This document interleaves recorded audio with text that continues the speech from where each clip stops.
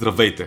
Ето че е време за нов епизод в нашата фитнес академия. Днес ще си говорим за карнитина. Повечето от вас го познават като средство за загуба на мазнини, но той има и други функции, които ще обсъдим в днешното видео.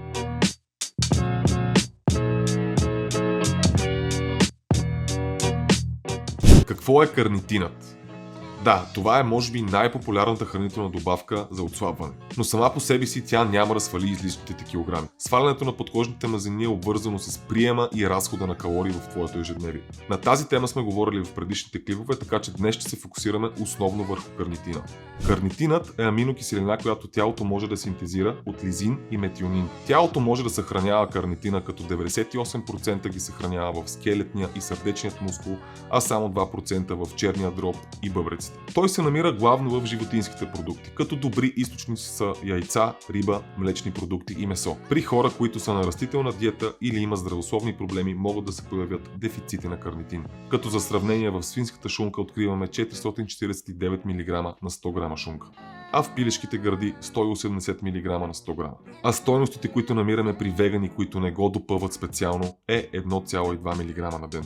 Всички свързваме карнитина с отслабване, така че нека разгледаме как действа на тялото. Можем да си представим карнитина като такси, което пренася масни киселини към митохондриите. В тях мазнините се изгарят за генериране на енергия. Следователно, когато мазнините се освобождават от масните депа, карнитинът спомага за тяхното успешно изгаряне и превръщане в енергия. Проучвания показват, че той влияе на хормонално чувствителната липаза. Липазата е ензим, който спомага разграждането на подкожните мазнини. Когато този ензим работи по-бързо, мазнините се разграждат по-бързо и изгарянето им в митохондриите за енергия става по-ефективно. Какво друго може да направи карнитинът, освен че помага за отслабване? Например, засяга мозъчните функции и паметта. Тези функции се влияят основно от формата ацетил-L-карнитин. Той дава на мозъчните клетки материал за производство на енергия, което може да подобри неговата функция. Мозъкът също е част от нашето тяло и като всяка една част той се нуждае от енергия, за да може да функционира правилно. Той може да участва в образуването на невротрансмитъра ацетилхолин, който функционира като предавател на информацията между нервните клетки. И така карнитинът може да поддържа когнитивните функции. Поради ефекта си върху работата на мозъка, той спада към добавките за здравословно стареене и ноотропите. Карнитинът също така е полезен и за сърцето, защото масните киселини са любимият енергиен източник за клетките на сърдечния мускул.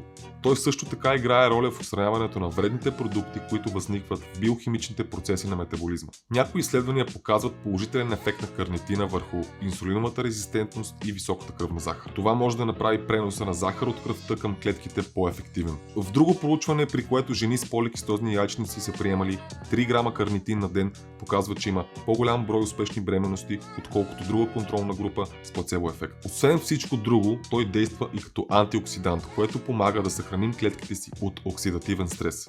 Не на последно място поддържа психичното здраве. Вероятно това е свързано с някакъв ефект върху серотонина, но са нужни още изследвания за доказването му.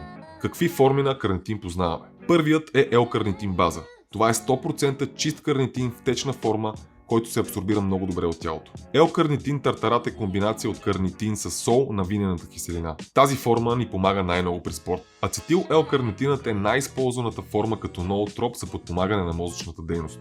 Пропионил L-карнитинът е специфична форма за скелетния мускул и сърдечния мускул. От него се образува азотен оксид, който спомага снабдяването на мускулите с хранителни вещества. Последната форма е декарнитин. Това е неактивна форма, която може да попречи образуването на L-карнитин и да доведе до дефицит в тялото. Тази форма обаче не я намираме в добавките. А ако решите да ползвате карнитин, може да го закупите от нашия сайт gymbeam.bg, където може да го намерите в капсули, таблетки, напитки, течни варианти и всякакви други.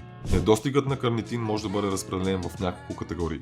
Първичният дефицит на карнитин е когато неговият метаболизъм е генетично нарушен. Тогава тялото няма ензими, които участват в неговото създаване и функциониране. Вторичният недостиг на карнитин възниква в резултат на заболявания. Те водят до намаленото образуване на карнитина в тялото или увеличават отделянето му, като например бъбречното заболяване.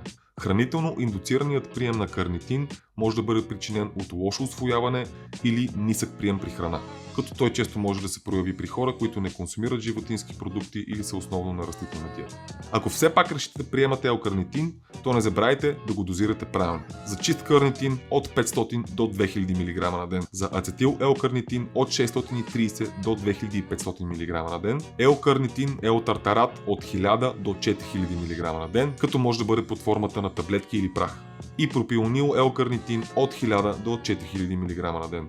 При отслабване е подходяща комбинацията от синефрин, кофеин или EGCG, които цялостно подпомагат изгарянето на мазнини. За по-добра ефективност можете да го комбинирате с бета-аланин, цитрулин или аргинин.